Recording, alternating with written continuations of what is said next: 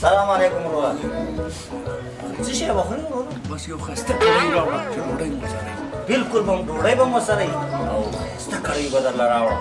باندې درامېله شم زر کوه. ولا دا سړی خو ډېر غټ سړی دی.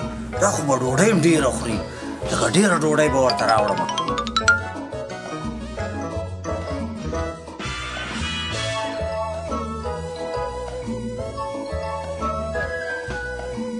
واره وروره دا دې ډوډۍ دا ونیسه. خبره واوره زناور د تخکاره شومه دوله ډوډۍ دا نیمه خو ویسه.